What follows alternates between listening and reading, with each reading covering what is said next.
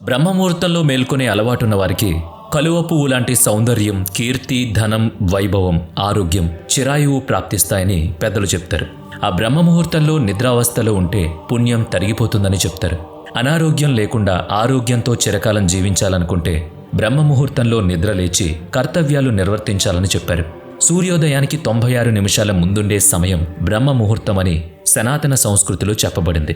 అమృత ఘడియలు అని పిలిచే ఆ అద్భుత సమయాన్ని సద్వినియోగం చేసుకున్న వ్యక్తి కొంతకాలానికి తన జీవితంలో వచ్చిన మార్పులను గమనించి తానే ఆశ్చర్యపోతాడు. అనుకున్న లక్ష్యాన్ని అందుకుంటాడు. తన రంగంలో తాను అత్యంత నైపుణ్యాన్ని సంపాదించుకోగలుగుతాడు. నాటిన విత్తనం నీరు, సూర్యరశ్మి, గాలిని గ్రహించి భూమిని చీల్చుకుంటూ మొలకెత్తినట్టే బ్రహ్మముహూర్తంలో నిద్రలేచి చదువు, వృత్తి పని చేసుకునే వ్యక్తి భౌతిక, మానసిక వికాసం పొందుతాడని శాస్త్రాలు చెప్తున్నాయి. అంతటి ప్రాముఖ్యత కలిగిన సమయం కనుకునే దానికి బ్రహ్మముహూర్తం అని పేరు. అలాగని దీన్నో కట్టుకథగా భావించకూడదు. వైజ్ఞానికంగా నిరూపించబడిన సత్యాన్నే మనం ప్రస్తావించుకుంటున్నాం. కాబట్టి దాన్ని సమయం అనకుండా ముహూర్తం అని ప్రత్యేకంగా చెప్పుకుంటున్నాం. ఆ ముహూర్తానికి నిద్రలేచి రోజువారీ కార్యక్రమాలు చేసుకునేవాళ్ళు, ప్రత్యేక శిక్షణ తీసుకునేవాళ్ళు, బాధ్యతలు నిర్వహించేవాళ్ళు జీవితంలో అపారమైన విజయాల్ని అందుకుంటారనడంలో ఎటువంటి సందేహం లేదని నిపుణులు కూడా చెప్తున్నారు. అలాంటి వాళ్ళ ఇంట్లో ప్రశాంత వాతావరణం నెలకొంటుంది. గృహంలోని ఒత్తిడులు దూరం అవుతాయి. ఆరోగ్యం కుదుట పడుతుంది. ప్రపంచ విజేతలే సదరు బ్రహ్మముహూర్త వేళలో లేచి తమ తమ కర్తవ్యాలు నిర్వహించే అలవాటు ఉన్నవాళ్లే అని పరిశీలకులు చెప్తున్నారు. వేద, పురాణ, ఉపనిషత్తుల్లో బ్రహ్మముహూర్తం గురించి విశేషంగా ప్రస్తావించారు. మనుస్మృతిలో బ్రహ్మముహూర్తంలో నిద్రలేచి చదువుకోవాలని, వేదాధ్యయనం చెయ్యాలని ఉంది. వేదాలను వల్లివేయడం అంటే ఏంటో కఠినమైన శిక్షణతో కూడిన అధ్యయనం కనుకొని ఆ వేళలో నిద్రలేచి పుస్తకం పట్టాలని చెప్పారు. సనాతన భారత ధర్మంలోనే కాదు, ప్రపంచంలోని అనేక ఇతర ధార్మిక విశ్వాసాల వారు బ్రహ్మముహూర్తంలోనే ప్రార్థనలు చేస్తూ ఉంటారు. తమ దైవిక సంబంధ కార్యక్రమాలు, గ్రంథాల అధ్యయనం, ఇతరత్రా కార్యక్రమాలు ఆ వేళలోనే చేస్తూ ఉంటారు. మొత్తం మానవాళికి ప్రయోజనకరమైన రీతిలో ప్రతి వ్యక్తి తనకు తానుగా బ్రహ్మముహూర్తాన నిద్రలేచి కార్యోన్ముఖుడయ్యేంతగా ఆ సమయానికి అంతటి శక్తి కలగడానికి కారణమేంటో తెలుసుకుందాం. సాధారణంగా ఏ కార్యమైనా శుభ సమయంలో మొదలుపెట్టే అలవాటుంది. విద్యారంభం, వివాహం, గృహప్రవేశం, ప్రజోపయోగ కార్యక్రమం మొదలైనవి ముహూర్తం చూసుకుని ప్రారంభిస్తారు. ముహూర్తం అంటే 2 గడియల కాలం. ఒక గడియ అంటే సుమారుగా 24 గంటల కాలం. 2 గడియల కాలం అంటే సుమారుగా 48 నిమిషాలు. అంటే 48 నిమిషాల కాలం ఒక ముహూర్తం. కాబట్టి 48 గంటలు అంటే ఒక రోజుకు 30 ముహూర్తాలు. భారతీయ కాలమానం ప్రకారం ఉదయం 6 గంటలకు రోజు ప్రారంభం కనుక 29వ ముహూర్తాన్ని బ్రహ్మముహూర్తంగా లెక్కిస్తారు. అది ఆ రోజు రాత్రి 4 గంటల 24 నిమిషాల నుంచి 5 గంటల 12 నిమిషాల వరకు ఉండే 48 నిమిషాల నిడివి కలిగిన కాలం. గ్రిగోరియన్ క్యాలెండర్ ప్రకారం అర్ధరాత్రి 12 గంటల తర్వాత రోజు ప్రారంభం కనుక తెల్లవారుజాము 4 గంటల 20 నిమిషాలని 5 గంటల 12 నిమిషాలని మధ్య సమయాన్ని బ్రహ్మముహూర్తం అంటూ ఉంటారు. బ్రహ్మజ్ఞానం, కర్తవ్య నిర్వహణలో విజయం, లక్ష్య సాధన, మానసిక వికాసం, శారీరక దృఢత్వం ఇలా అన్నిటిలో ఈ బ్రహ్మ ముహూర్త సమయానికే మొదలు పెట్టడానికి మనిషి ప్రయత్నం చేస్తూ ఉంటాడు. లక్ష్య సాధనకు అవసరమైన ఏకాగ్రత కోసం ఇతరత్రా మనోవికారాలు దరిచేరకుండా గురివైపే చూపు ఉండేలా తనువు, మనస్సు లగ్నం చేయాలంటే బ్రహ్మ ముహూర్త సమయం ఎంతో అనుకూలం. సాధకులు ఎవరైనా సరే, ఋషులు, క్రీడాకారులు, కళాకారులు, విద్యార్థులు అందరూ ఏకాంతం కోరుకుంటారు. ఋషులు కొండగుహల్లో ఇలాంటి ఏకాంతవాసం చేస్తూ తపస్సు కొనసాగిస్తారు. అది వారికి అనుకూలం. కానీ లౌకిక ప్రపంచంలో మనం కుటుంబ, వృత్తి, వ్యాపారాల నిర్వహణ విడిచి అలా వెళ్లడం కుదరదు కనుక విశ్వం మొత్తం మన లక్ష్యానికి సహాయం చేసేందుకు ఏర్పాటు చేయబడిన సమయమే ఈ బ్రహ్మ ముహూర్తం. సనాతన ధర్మం ఒక జీవన విధానం. వైజ్ఞానిక జీవితంలో పద్ధతుల్ని నిత్య జీవిత వ్యవహారాల్లో ఇమిడ్చివేశారు. అందుకోసం మళ్లీ విడిగా ఒక విధానం నేర్చుకుని ఉపయోగించడం అనేది లేకుండా జీవన గమనమే వైజ్ఞానిక పద్ధతులతో మేళవించబడింది. అలా రోజులో సాయంకాలం 6 గంటల నుంచి రాత్రి 9 గంటల మధ్య సమయాన్ని రుద్ర సమయం అన్నారు. ఈ వేళలో నిద్రించడం నిషేధం. రాత్రి 9 గంటల నుంచి అర్ధరాత్రి 12 గంటల మధ్య సమయాన్ని రాక్షస సమయం అన్నారు. ఈ వేళలో ఖచ్చితంగా నిద్రపోవాలని చెప్పారు. ఇక అర్ధరాత్రి 12 గంటల నుంచి రాత్రి 3 గంటల మధ్య సమయాన్ని గంధర్వ సమయం అన్నారు. ఈ వేళలో సృష్టి మొత్తం గాఢ నిద్రలో ఉంటుంది. ఆపై రాత్రి 3 గంటల నుంచి తెల్లవారు 6 గంటల మధ్య సమయాన్ని మనోహర సమయం అన్నారు. ఆ వేళలో నిద్రలేచి మేల్కొనాలని నియమం పెట్టారు. సమయ నియమాలు అర్థమయ్యాయి కదా. మనోహర సమయంలో విశ్వశక్తి అనగా కాస్మిక్ ఎనర్జీ అత్యధికంగా ప్రసరిస్తూ ఉంటుంది. ఆ సమయంలో ధ్యానంలో కూర్చుంటే, క్రమం తప్పకుండా ఆ పద్ధతిని పాటిస్తూ ఉంటే కొద్ది రోజుల్లోనే మీరు ఒక విశేషమైన అనుభూతికి లోనవుతారు. స్వానుభవంలో అదేమిటన్నది మీకు తెలుస్తుంది. మీ శరీరం మనస్సు పొందే ప్రశాంతతను కొలిచే ప్రమాణాలు ఉండనే ఉండవు. విశ్వశక్తిని గ్రహించే సమంజస్వాన్ని మీ శరీరం సంతరించుకుంటుంది. విశ్వశక్తిని గ్రహించే కొద్దీ మీలో ఏకాగ్రత, తెలివితేటలు వృద్ధి చెందుతూ ఉంటాయి. కనుకనే వీలైనంత ఎక్కువ విశ్వశక్తిని గ్రహించేందుకు, తమలో నిక్షిప్తం చేసుకునేందుకు సాధకులు బ్రహ్మ ముహూర్తాన్ని ఎంచుకుని యోగాసనం వేసి ధ్యానంలో కూర్చుంటారు. ఇక్కడ మీకు విషయం చెప్పాలి. ఏకాగ్రత కోసం ధ్యాన వ్యవస్థలో ఉండాలనే కట్టుబాటు లేదు.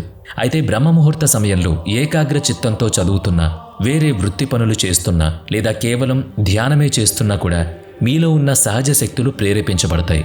ఉద్దీపనం చెందిన మీ అంతర్గత శక్తి సామర్థ్యాలు మీలో కొత్త ఉత్తేజాన్ని నింపుతాయి. శారీరకంగా, మానసికంగా చురుగ్గా తయారవుతారు. కాబట్టి మీలోకి ఆ విశ్వశక్తిని సాధ్యమైనంత ఎక్కువగా ఆహ్వానించండి. అంటే క్రమం తప్పకూడదని అర్థం. ఇక బ్రహ్మముహూర్త వేళలో ధ్వని కాలుష్యం ఉండదు.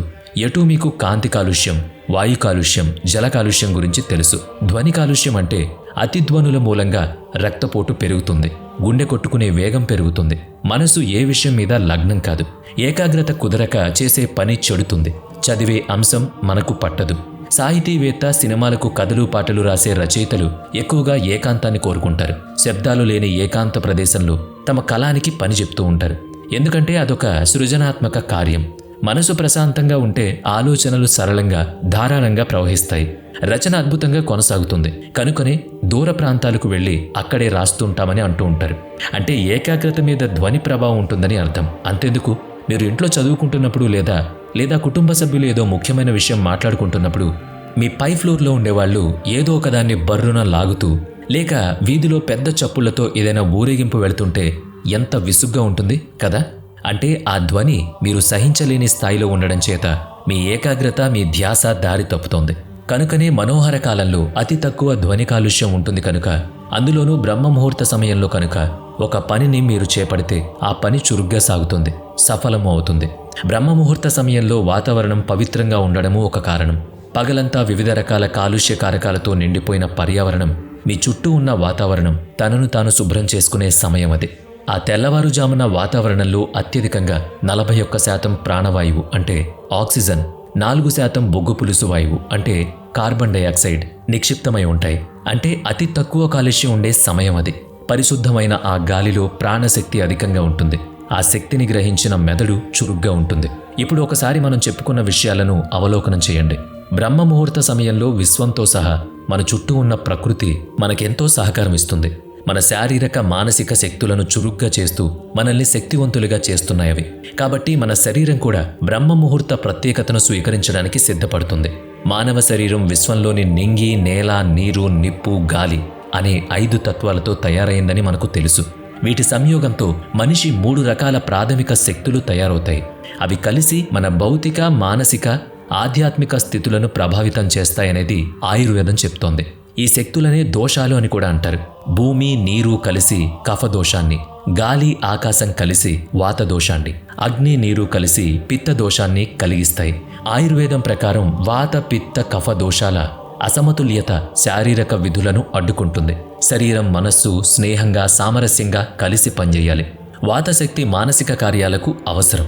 మధ్యాహ్నం 2 గంటల నుంచి సాయంత్రం 6 గంటల వరకు, తిరిగి రాత్రి 2 గంటల నుంచి తెల్లవారి 6 గంటల వరకు వాతశక్తి మన శరీరంలో ప్రవహిస్తుంది. కనుక ఈ సమయంలో మనం కళాత్మక, బుద్ధి కుశలత కలిగిన కార్యక్రమాలు చేస్తూ ఉంటే అవి చక్కగా కొనసాగుతాయి. అయితే మనం మానసిక అంశాన్ని పట్టించుకోమని చెప్పడానికి కారణం ఉంది. వాతశక్తి మన శరీరంలో అనాహత చక్రానికి అనుసంధానమై ఉంది. అంటే హృదయ చక్రం అన్నమాట. ఆధ్యాత్మిక శక్తిని వృద్ధి చేసేది, మానసిక సంతులనాన్ని కలిగిస్తూ మన ఏకాగ్రతను దైవం మీద కేంద్రీకృతం చేసి చురుగ్గా ఉంచేది అనాహత చక్రమే. ఈ అనాహత చక్రానికి ఆది దేవతలు శివపార్వతులు. అంటే చైతన్యానికి, ప్రకృతికి ప్రతీకలైన శివపార్వతులు కొలువున్న హృదయ స్థానాన్ని జాగృతం చేసే వాతశక్తి మనలో బ్రహ్మజ్ఞానాన్ని ప్రోధి చేస్తుంది. సరిగ్గా బ్రహ్మముహూర్త సమయంలో వాతశక్తి ప్రవాహానికి ఎంతో అనుకూలం. కనుకనే ఆ సమయంలో మనం బుద్ధిని కూడా చురుగ్గా ఉంచుకోవాలంటే వాతశక్తిని ఆహ్వానించాలి. అప్పుడు అనాహత చక్రం జాగృతం అవుతుంది. యోగ శాస్త్రం ప్రకారం అనాహత చక్రం లేత నీలాకాశం రంగులో ఉంటుంది. అనాహత చక్రానికి సమానంగానే వాయుతత్వ రూపం కూడా ఉంటుంది. వాయువుకున్న గుణం స్వేచ్ఛగా ప్రవహించడం. ఆకాశం అనంతానికి గుర్తు. అంటే మన కళాత్మకతను, బుద్ధి వికాసాన్ని అనంతంగా విస్తరింపచేసేందుకు అనాహత చక్రం అంటే హృదయ చక్రం దోహదం చేస్తుంది. అనాహత చక్రం సంకల్ప శక్తిని ప్రేరేపిస్తుంది. కార్యసిద్ధికి కావాల్సిన సంసిద్ధతను అందిస్తుంది. అనాహత చక్రం ఎంత పరిశుద్ధిగా ఉంది అంటే అంత త్వరితంగా మన కార్యం సఫలం అవుతుంది. గాఢ నిద్ర నుంచి మేల్కొన్నాక బ్రహ్మ ముహూర్త సమయంలో మీ మనస్సు ప్రశాంతంగా ఉంటుంది కాబట్టి మరింత క్రియాశీలకంగా పనిచేస్తుంది. విశ్వశక్తి ప్రవాహం కూడా అధికంగా ఉంటుంది కనుక శరీరం, మెదడు అనంతమైన విశ్వశక్తిని గ్రహిస్తాయి. ప్రకృతి నియమాల ప్రకారం మనం నడుచుకుంటే శారీరక, మానసిక శక్తులు అత్యంత చురుగ్గా పనిచేస్తాయి. కనుకనే మన పూర్వీకులైన ఋషులు బ్రహ్మ ముహూర్తానికి అత్యంత ప్రాధాన్యతనిచ్చారు. మరి ఈ వీడియోపై మీ అభిప్రాయం ఏంటో తప్పకుండా కామెంట్ చేయండి. అలాగే మీరందరూ కూడా బ్రహ్మ ముహూర్తానికి లేవడానికి ప్రయత్నించండి. ఎందుకంటే ఇది మనందరికీ చాలా చాలా ఉపయోగపడుతుంది. వీడియో నచ్చితే లైక్ చేయండి, షేర్ చేయండి. ఇప్పటి వరకు మన ఛానల్ని సబ్స్క్రైబ్ చేయనట్లయితే ఇప్పుడే సబ్స్క్రైబ్ చేసుకుని పక్కనే ఉన్న బెల్ ఐకాన్పై క్లిక్ చేయండి. నెక్స్ట్ వీడియోలో మళ్ళీ కలుద్దాం. Thanks for watching.